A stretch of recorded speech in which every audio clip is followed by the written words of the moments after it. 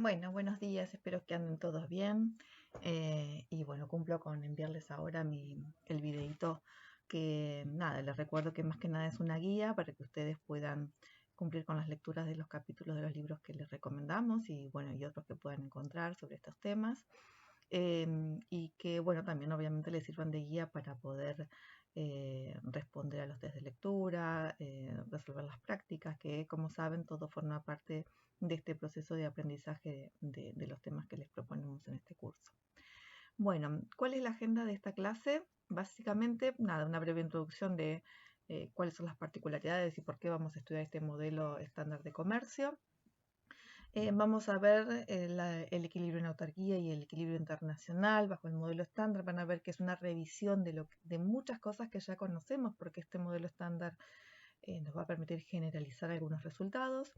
Y básicamente lo que nos propone, o la herramienta que se vuelve este modelo estándar, básicamente nos permite analizar el impacto del crecimiento económico sobre los términos de intercambio y sobre el bienestar, por eso es un modelo importante. Vamos a hacer una primera introducción al análisis de algunos instrumentos de política comercial, como son los aranceles a las importaciones y los subsidios a las exportaciones. Y bueno, este modelo nos va a permitir analizar el impacto en el marco de un equilibrio general que justamente caracteriza todos estos modelos de comercio que venimos viendo. Y por último, ver el impacto sobre las transferencias internacionales que tienen también en el marco general de este modelo sobre los términos de intercambio y en consecuencia sobre el bienestar de quien realiza la transferencia y quien la recibe. Bueno, comencemos con la parte introductoria, ¿sí? Simplemente para ponerlos en tema de que ya vimos tres modelos, ¿no? Ya vimos básicamente el modelo ricardiano, donde el patrón de comercio es explicado por las diferencias de productividad del trabajo en cada uno de los sectores y en cada uno de los países, ¿sí? Eh, digamos, las ventajas comparativas de Ricardo aparecen justamente explicadas a través de la productividad del trabajo, la diferencia de la productividad del trabajo en producir un bien u otro, en una economía o en otra.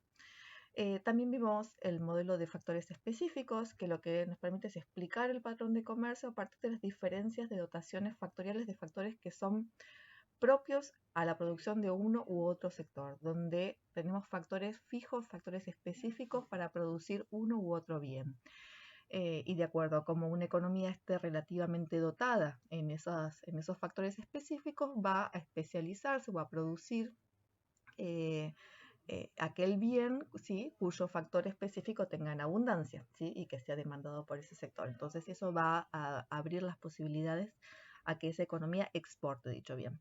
Y por último tenemos el modelo de Hechter y Olin, que también es un modelo factorial, al igual que el modelo de factores específicos, pero es más un modelo más bien de plazo, de largo plazo, porque nos permite que estos factores, esta dotación de factores, se muevan entre sectores. Digamos, los dos sectores utilizan todos los factores de producción que tenemos, ¿sí?, y se mueven libremente. No es el caso de los modelos de factores específicos, donde justamente tenemos esta inmovilidad por la especificidad de algunos factores de producción a algún sector en particular.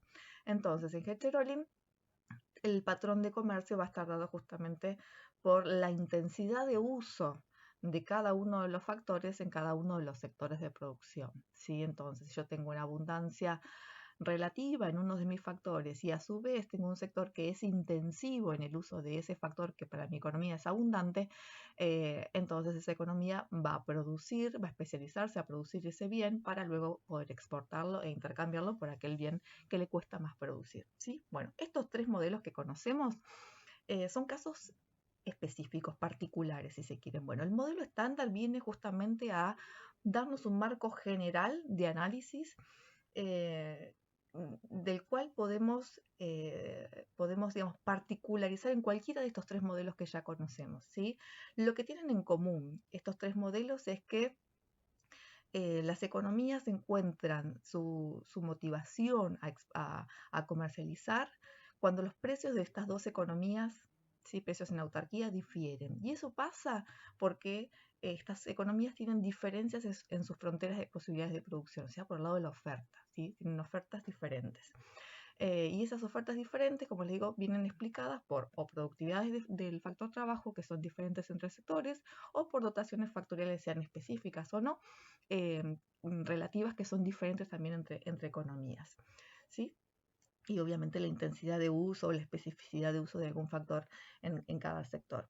Entonces, modelo estándar de comercio es un modelo genérico, ¿sí? Dentro de los remedios, bueno, este es el remedio genérico de remedios quizás más particulares, que son los modelos que ya vimos antes.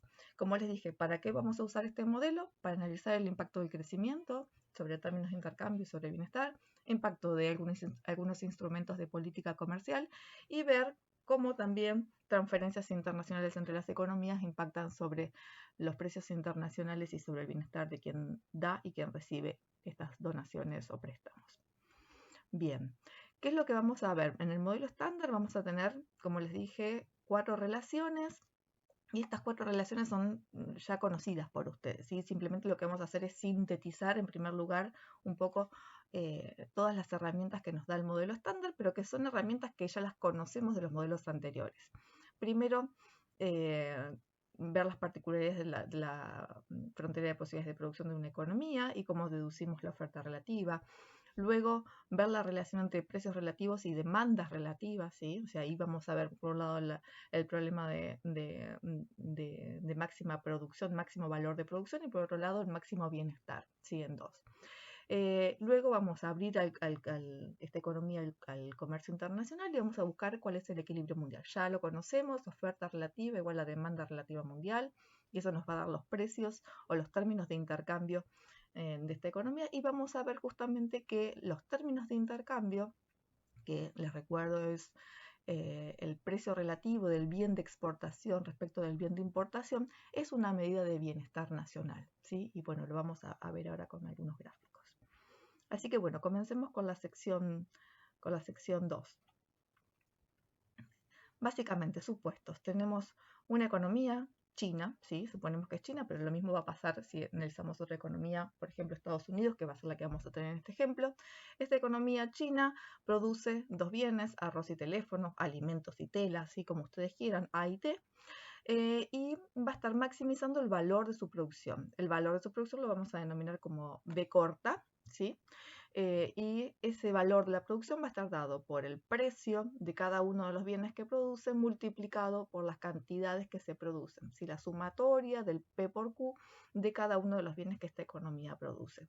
Y la condición de máximo de este valor de producción va a estar dado por algo que ya conocemos, que es que el costo de oportunidad tiene que ser igual a los precios relativos, o sea, la pendiente de la FPP tangente a la recta de precios, a la recta de isovalor, ¿sí? Eso lo vemos acá.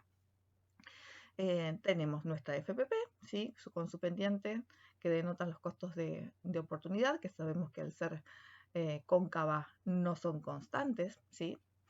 Y tenemos un punto de máximo donde la pendiente del costo de oportunidad de la FPP se iguala, es tangente, con la relación de precios, ¿sí? Con la pendiente de esta recta de isovalor, ¿sí?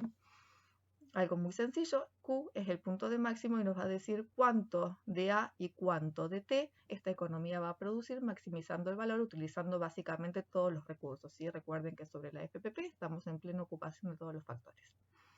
Bien. ¿Cómo deducimos a partir de esta frontera de posibilidades de producción nuestra curva de oferta relativa? Muy fácil, ¿sí? Partiendo del punto Q1, donde tenemos nuestra relación de isovalor, ¿sí? Tangente con nuestra frontera, ¿sí? Punto Q1, producimos Q1A y Q1T, ¿sí? A estos precios que da la recta de isovalor son PT sobre PA1, PT sobre PA1, ¿sí? Vemos que en realidad esa cantidad relativa de teléfonos respecto de arroz es mucho menor, ¿sí? Porque fíjense, la cantidad de teléfonos respecto de la cantidad de arroz que yo produzco en Q1 es mucho menor, ¿sí? Es este punto 1. Cuando cambian los precios relativos, en este caso supongamos, acá hicimos un supuesto de que aumenta el precio de los teléfonos en relación a los precios del arroz, vemos que esta recta de isovalor se vuelve mucho más empinada, ¿sí? Y por lo tanto, vamos a dejar de producir en Q1 para producir en Q2. ¿Sí? Este traspaso de Q1 a Q2 básicamente va a estar dado por nuestros costos de oportunidad en la frontera de posibilidades de producción. Voy a producir más teléfonos y menos arroz en esta economía cuando los precios relativos cambien, cuando los precios relativos ahora beneficien más a los teléfonos que al arroz, ¿sí? Por lo tanto, el punto de producción va a cambiar. ¿Qué va a pasar? Va a aumentar la relación QT sobre QA, ¿sí? QT sobre QA a los precios 2, ¿sí? Básicamente eso, y tenemos nuestra oferta relativa a nivel nacional que tiene pendiente positiva como lo esperábamos. Bien, ahora, eso es por el lado del máximo valor de nuestra producción. Pero si ahora lo que queremos es a su vez maximizar el bienestar, lo que vamos a tener que encontrar es no solamente la tangencia entre la FPP y la recta de isovalor, sino la tangencia entre la misma recta de isovalor y la curva de indiferencia más alta, ¿sí? Que nos permita justamente alcanzar el nivel más alto de bienestar. Y en este caso sería el punto D.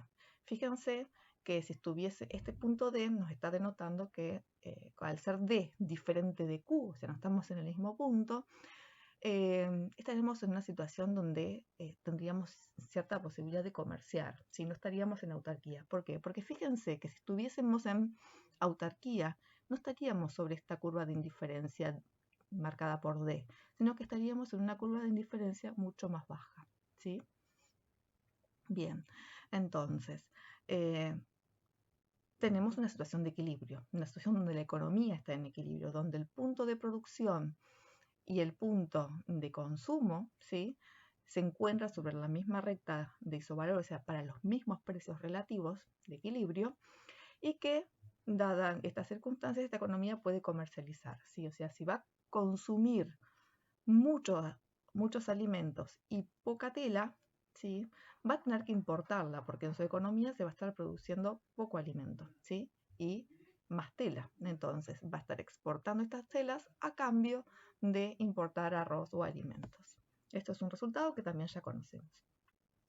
Bien, ¿qué pasa ahora si cambian los precios relativos? ¿Sí? Tengo este equilibrio que ya lo conocíamos. Pensemos aquí Q1 de 1, ¿sí? Es lo que teníamos en el gráfico anterior. Q1 de 1, donde ya tenemos una situación de comercio inicial, y estos precios relativos, estos precios internacionales cambian para nosotros, ¿sí? Y se vuelven los precios 2, ¿sí? Pasamos de P1 a P2. Y por lo tanto, esta recta se vuelve más empinada aún, ¿sí? Entonces, va a cambiar el punto de producción. Voy a pasar de Q1 a Q2, produciendo aún más tela o teléfono. Fíjense que acá está mal el gráfico, dice alimentos, acá son telas o teléfonos, y menos arroz, ¿sí? Voy a pasar de Q1 a Q2, produzco más teléfonos y, y menos arroz. Pero a su vez voy a tener un salto también en lo que voy a consumir. Fíjense que ese cambio en los precios relativos, haciendo que los alimentos se abaraten relativamente en comparación con las telas, hace que, con las telas o con los teléfonos, hace que suba a un nivel más alto de bienestar, ¿sí? Un nivel superior en nuestro conjunto de curvas de indiferencia.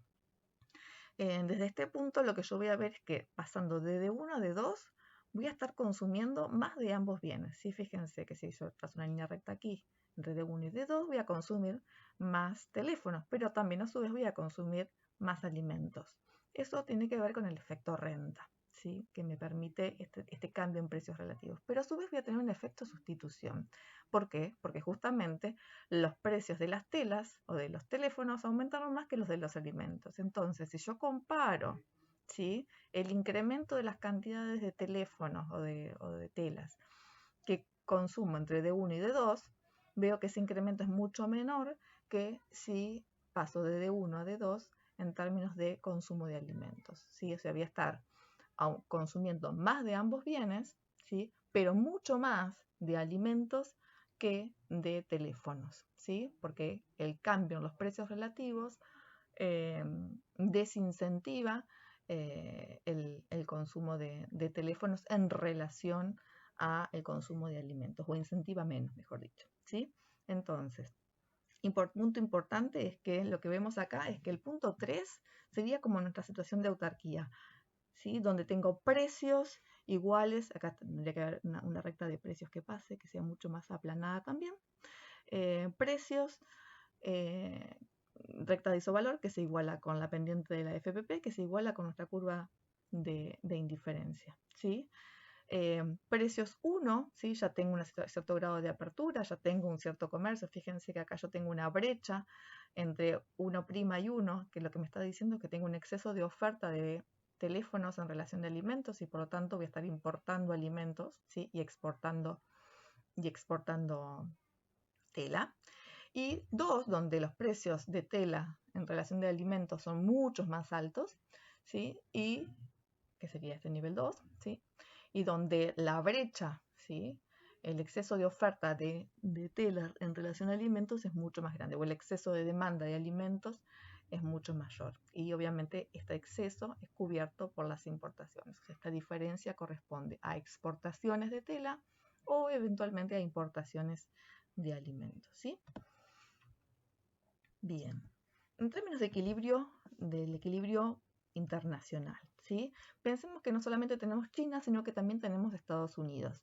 Los dos siguen produciendo alimentos y telas, o arroz y teléfonos, o AIT simplemente, y que estas dos economías comercializan entre sí porque son distintas. ¿Y en qué difieren? Difieren en sus fronteras de posibilidades de producción. Fíjense que para China estamos suponiendo que su frontera de posibilidades de producción está mucho más sesgada a la producción de tela o teléfonos, mientras que la frontera de posibilidades de producción de Estados Unidos está mucho más sesgada a la producción de alimentos, ¿sí? Estos gráficos ya nos denotan una situación de equilibrio con apertura comercial. Fíjense, el punto Q es el punto de producción para cada una de estas dos economías, mientras que el punto D, sobre la misma recta de isovalor, mismos términos de intercambio, ustedes comparan las pendientes de estas dos rectas, son los mismos términos de intercambio, son los mismos precios relativos, P1, ¿sí? En ese caso, vamos a tener los puntos de consumo, donde China prefiere consumir más arroz que teléfonos y donde Estados Unidos consume más teléfonos que arroz. Lo que no puede satisfacer con su producción doméstica lo importa. Si Estados Unidos va a importar teléfonos y va a exportar alimentos, mientras que China va a exportar teléfonos, acá dice alimentos, está mal, teléfonos, y va a estar importando, fíjense acá también hay un error, importando alimentos. Entonces, de nuevo, porque estos gráficos los pegué del libro y están mal. Entonces, Estados Unidos va a importar tela y a exportar alimentos, y China va a exportar telas y a importar alimentos, ¿sí? Perfecto, de acuerdo a las fronteras de posibilidades de producción y a los términos de intercambio, a los precios internacionales que estas dos economías ya alcanzaron porque ya interactúan en el mercado internacional, ¿sí? Entonces, patrón de comercio, China exporta T, USA exporta A. Bien, ¿cómo determinamos los precios, los términos de intercambio? Ya lo sabemos, ¿sí? Sumamos las ofertas relativas de ambas economías, ¿sí? La de aquí abajo va a ser la oferta relativa de China a nivel local y la de arriba la oferta relativa de Estados Unidos a nivel local. ¿Por qué? Porque en realidad China ya sabemos que va a estar ofreciendo más teléfonos que alimentos y por el contrario Estados Unidos va a estar ofreciendo más alimentos que teléfonos, ¿sí? Entonces, la suma de ambas me va a dar mi oferta relativa mundial, y cuando la oferta relativa mundial se encuentra con la demanda relativa mundial, que en ese caso es igual para todo el mundo, ¿sí? No hay diferencias en las preferencias de una economía u otra, encontramos el punto de equilibrio 1, ¿sí? Oferta mundial igual a demanda relativa mundial. Punto 1, donde tenemos nuestros términos de intercambio. PT sobre PA1, o sea, los términos de intercambio, o sea, los precios relativos de tela sobre alimentos en el mercado internacional. Y 1, mismo que lo que vimos acá. 1, ¿sí? Esta recta de precios representa este precio relativo, que son los términos de intercambio mundial. Algo importante que a veces suele ser confuso. Fíjense que acá, a ver si lo tengo en la próxima, acá está. fíjense que la definición de los términos de intercambio. Términos de intercambio se define como precio de exportación sobre precio de importación, por lo que para China su relación de intercambio va a ser el precio de los teléfonos sobre los precios de los alimentos. Y para Estados Unidos su relación de intercambio va a ser los precios de los alimentos sobre los precios de los teléfonos, ¿sí? Por lo tanto, tenemos que tener en cuenta que la relación es inversa de una economía respecto de la otra cuando hablamos de sus términos de intercambio, ¿sí? Cuando mejoran los términos de intercambio para una economía, estarían empeorando para la otra. Por eso es que cuando hay un cambio en los precios relativos, ¿sí? Lo vimos, por ejemplo, en este gráfico acá, cuando pasamos de los precios 1 a los precios 2, haciendo que la recta se vuelva más empinada, la recta de isovalor. En ese caso, vamos a ver que en este caso estarían aumentando los términos de intercambio para China, ¿sí? Porque el precio de las telas está aumentando más que el precio de los alimentos. O sea, hay una mejora de los términos de intercambio para China.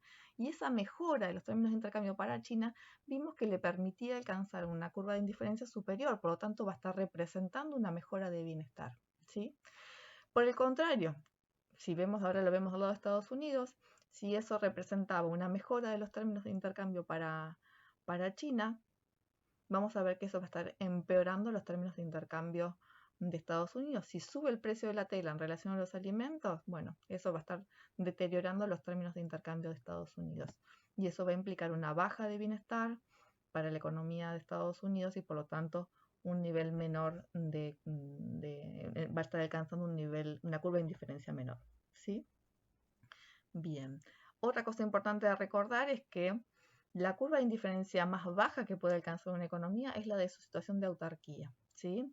Siempre que estemos cambiando los precios relativos, pueden obviamente en el mercado internacional mejoran, pero también obviamente tenemos algunas reversiones, pero siempre la reversión hacia la baja más importante en el bienestar es alcanzar esa situación de autarquía, ¿sí? Es el mínimo bienestar que podemos tener, desde ahí para arriba, ¿sí?